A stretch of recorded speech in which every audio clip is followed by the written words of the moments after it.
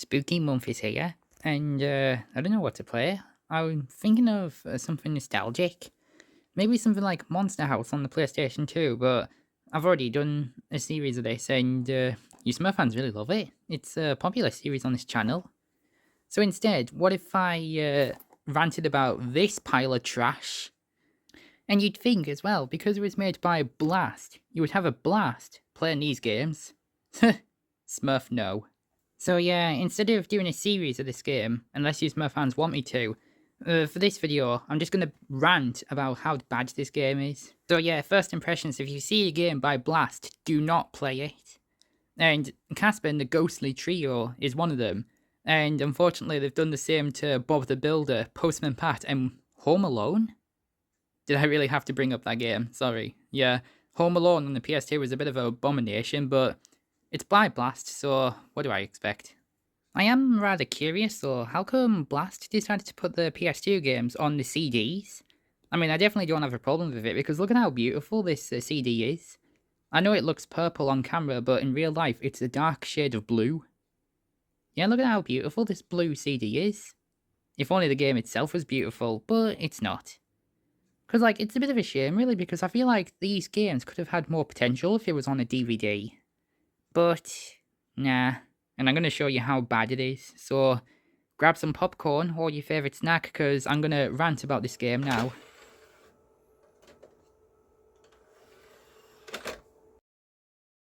Right, so when you start up the game and head into the menus, you'll notice something kind of interesting. I never really noticed this myself until someone else pointed this out on YouTube, but the title of the game was just cut from the cover and added some waves on it. Very interesting. Also, the title in the game is just Casper.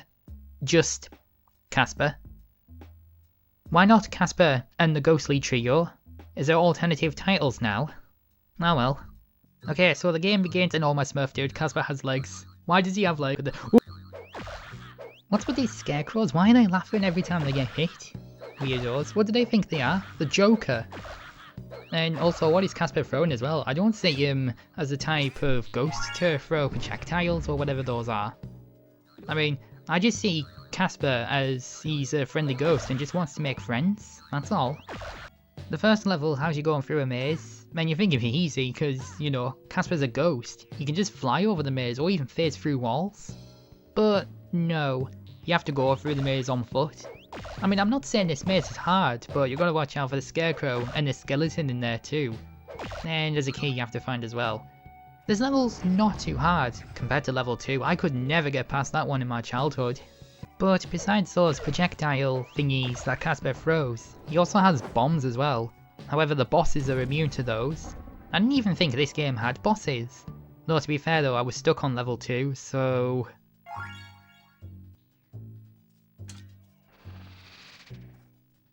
Wait, you're telling me we had to go through that maze just to get the key for the gate? Casper's a ghost, he could just phase through it. But no, you had to go and grab the key for whatever reason, because Casper can't phase through walls in this game. But if you try to phase through a wall, then Casper just bumps into it. I just find that somehow amusing, probably because it has the scarecrow noises. Did the Ghostly Trio put a curse on Casper or something? Why can't he phase through walls, or better yet, fly over the maze? Oh, and you're really going to watch your back as well, because around corners, or even above you, the monsters can just like come out of nowhere, like that skeleton for instance, because that one likes to mess up my day. So you got to really think fast and get them before they get you.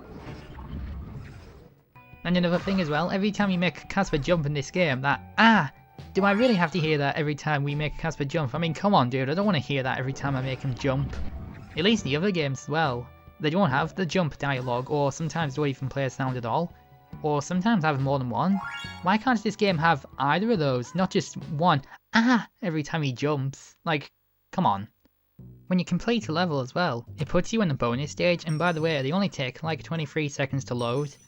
But honestly, I don't see the point in completing those bonus stages, because what do you get out of these? Nothing. No upgrades. Just nothing. Also, Sonic wants his Chaos Emeralds back. And by the way, it is safe to fail these bonus stages. It marks it as complete on your save file anyways, so yeah, just don't even bother. Oh great, level 2, the one level I was stuck on in my childhood. And now when you get to level 2, the loading times start to get out of hand, and I mean probably worse than the other games like Sonic 06 and Crash Wrath of Cortex. And now level 1 only took like 42 seconds to load, but level 2, 1 minute and 38 seconds, and not only that, when it's nearly finished loading it turns the PS2 into a DJ. Here, have a listen.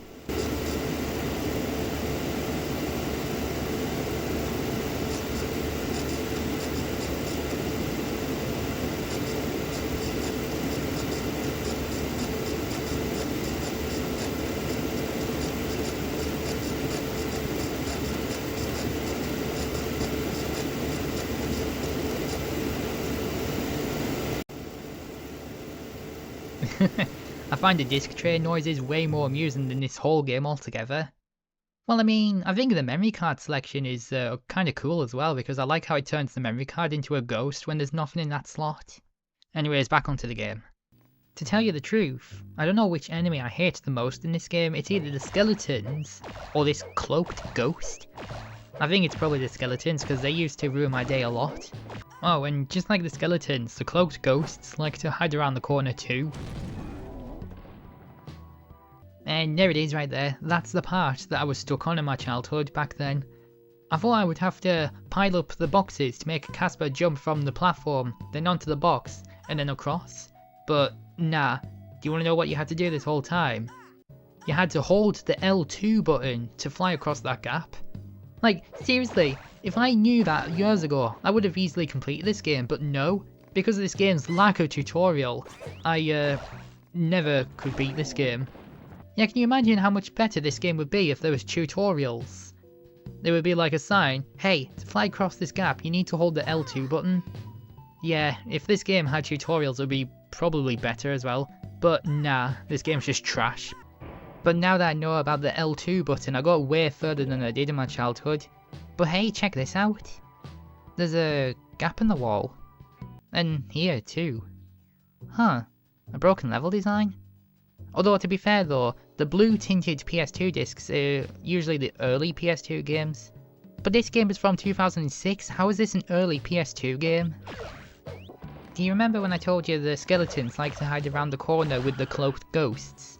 Well, the skeletons like to hide above you. Like, seriously, that skeleton just came out of nowhere and gave me a heart attack in the modern days. So yeah, I think the skeletons are my least favourite monsters in this game. Bad memories. And of course in the modern days too, like, what the Smurf? When you get to the end of level 2, you encounter a boss. I didn't even know this game had bosses. But to be fair though, I could never complete this game in my childhood. And I unexpectedly had no idea that these bosses were stupid easy. Like, I mean, seriously, you just keep mashing the square button and it's over. What is this? Superman 64? Now come on, I don't care about the bonus stages. And moving on to level 3, and oh my Smurf, this one takes 2 minutes and 16 seconds to load. Why? And by the way, you may notice some of this footage may look like it's in slow motion. Well, the frame rate in this game is kinda jumpy. Yeah, I'm actually playing this on the PS2, I'm not using the emulator for this. Although I did try this on my PC, the frame rate is somewhat smoother, but it's still bad in some cases, especially in level 5, which I'll get to in a bit. So level 3, where Casper goes through the kitchens, although I don't know why a mansion would need more than one kitchen, and basically you just jump in from barrel to barrel, but you gotta watch out for bats. But honestly, we've all seen a kitchen, right? And this level looks nothing like a kitchen, it just looks more like a cellar to me, with nothing but barrels and enemies too. Like, why call this a kitchen? It just could have been called a cellar. However, I will say this level's not too annoying, but that's not a compliment.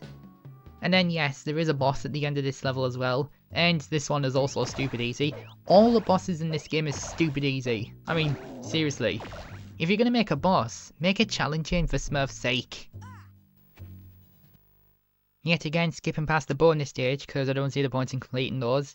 And now on to level 4, and this one has the worst loading times as well. Seriously, it feels like an eternity.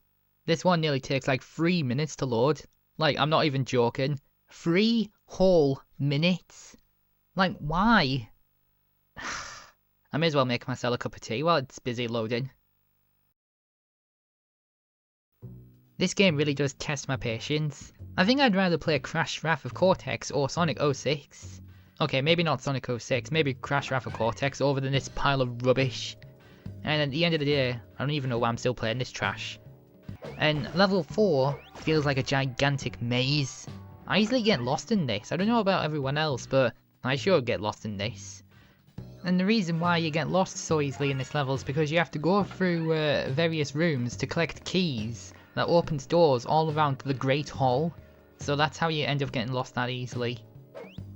So yeah, basically in this level you just run around the Great Hall, find keys, open random doors, collect more keys, until you find one well-hidden boss key. It almost took me 15 minutes to find this one. But you wanna know what would have made this level a whole lot easier? If there was a map. But no, there is no map.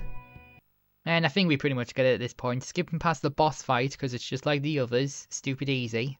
And then the worthless bonus stages, because again, don't see the point in completing those. And then skipping past the annoyingly long loading screen where we get to level 5, the library. And this level is so laggy, like honestly the frame rate is terrible in this one. Which is why the monsters kept hitting me first, because it's so laggy I can't even hit them first. There's something worth noting as well, every time Casper gets hit, he gets weaker, which is what this thing means down there. And when he's weak, the more we have to press the square button to defeat a monster, which feels like it could take forever. So level 5 is nearly the same as level 4, where you go around random rooms, collecting keys, unlocking one another, and then rinse and repeat. And then when you go into the attic of the library, there's also a really grotty maze. Also, do you want to know what the textures remind me of? Something I would see on the Sega Dreamcast.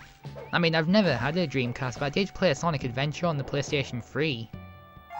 And in this maze, there's skeletons waiting around the corner waiting to ruin my day. I've had enough of these skeletons. But besides going in random rooms and collecting keys and rinse and repeat blah blah blah, there's also this part of the level where you push the stack of cardboard boxes through the hole. But you gotta watch out as well, because if you don't let go of the analog stick before the cardboard boxes drop, you'll fall instead, and then you have to go back up into the attic maze again. Right, the torture is almost over, where we get to the last level, the tower. And for whatever reason, the level glitched.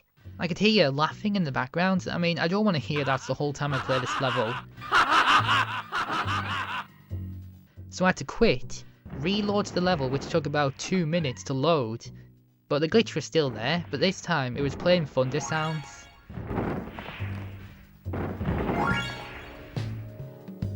I'm okay with hearing that. I mean, it's better than that stock laughing that this game has. And this level, to me, is a pain, because this level has all the bosses and all the enemies combined. Well, besides the scarecrows.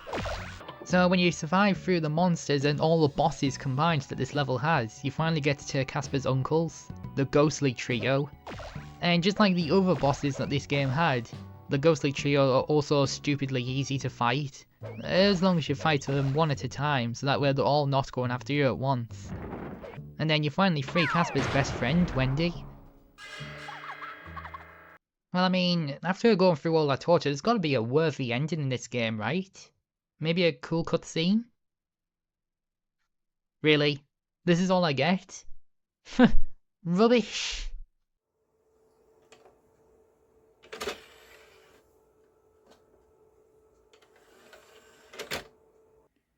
So there you have it, my fellow Smurfs, Casper and the Ghostly Trio on the PlayStation 2, a trashy game by Blast. Although technically it wasn't made by Blast, it was published by them. Data Design Interactive was actually the one that made this. But either way, I'm never playing this trash again. Whoops. Happy Halloween, my fellow Smurfs.